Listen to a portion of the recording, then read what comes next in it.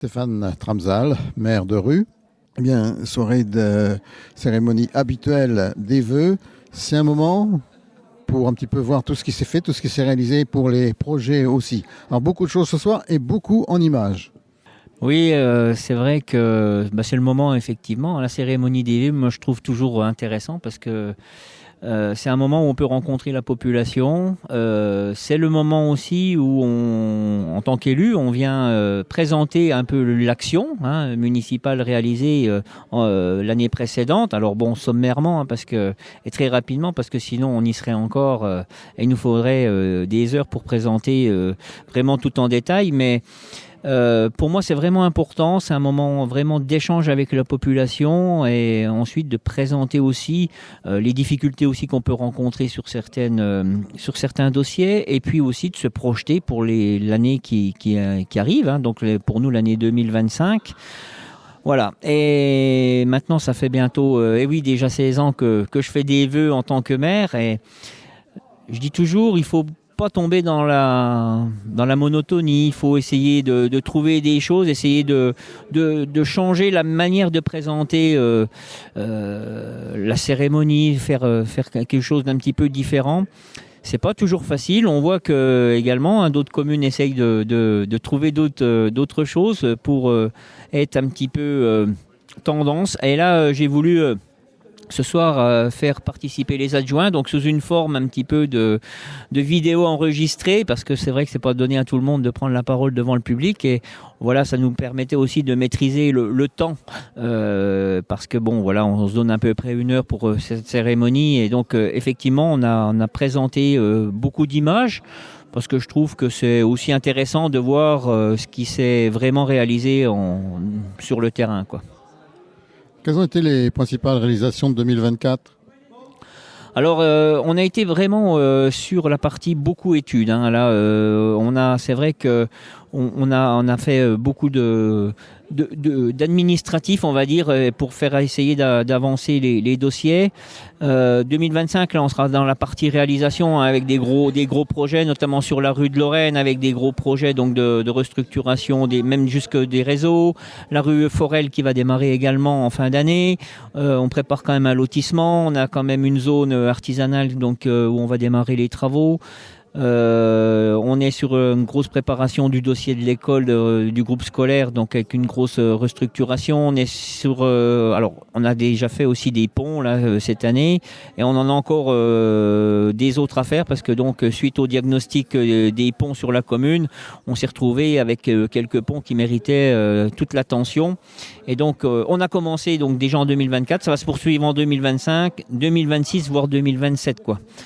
Voilà, et donc derrière des projets tels que la structure pour personnes âgées qui va se mettre en place. Donc on travaille avec nos partenaires, on espère que les choses pourront démarrer en 2026. C'est bien parti. Bon, après il y a encore quelques obstacles encore quand même à régler, mais on a vraiment des bonnes chances d'y croire, et qu'on va pouvoir enfin avoir un établissement pour nos seniors. 2024, il y a eu également de la rénovation de l'éclairage public. On va continuer encore en 2025 la dernière tranche. La vidéoprotection, là également, où on va encore faire la dernière tranche en 2025. Voilà, des acquisitions pour les ateliers, des voiries dans l'entretien. Voilà, beaucoup de choses quand même qui ont été réalisées cette année, même si on voudrait faire encore davantage, quoi. Voilà, donc ça c'est pour 2025. Alors là, tu as tout dit. Et en conclusion ? Eh bien, comme je l'ai dit, il faut force et courage.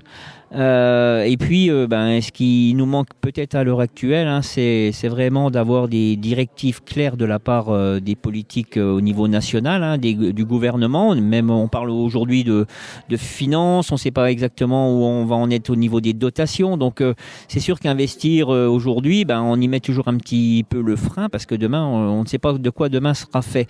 Donc, voilà. Donc, qu'on soit à peu près clair au niveau de l'État. Comment on parle aussi de l'eau et de l'assainissement, savoir si on va transférer la compétence au niveau de la communauté de communes ou pas au 1er janvier 2026.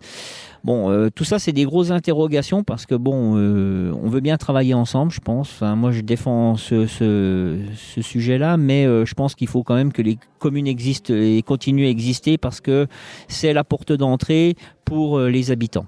Et ça, le service public, il est là localement et on sent qu'aujourd'hui, ils ont besoin de cette porte d'entrée de la mairie, des élus locaux. C'est très important et donc si demain on n'a plus de compétences, ben ça sera quand même un petit peu compliqué de motiver les troupes pour pouvoir se présenter. Donc je pense qu'il faut que les communes ressemblent encore à quelque chose et c'est ce qu'on va essayer de défendre, mais on a besoin aussi quand même de travailler collectivement avec les autres communes pour rendre un territoire fort. Moi je pense qu'aujourd'hui on a besoin quand même de ce travail-là en commun pour qu'on puisse attirer quand même des populations, conserver des populations, avoir des vrais services, des vraies infrastructures, quoi.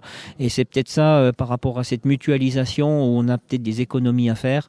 Voilà, donc il y aura des vrais choix, mais je pense qu'aujourd'hui, on est quand même dans un travail apaisé au niveau du travail qui se fait entre communautés de communes. Maintenant, travailler, avoir des atouts, on est très complémentaires finalement sur notre territoire. C'est peut-être ça qui fait toute la difficulté, de trouver des solutions, je dirais, pour avoir des projets encore plus en commun.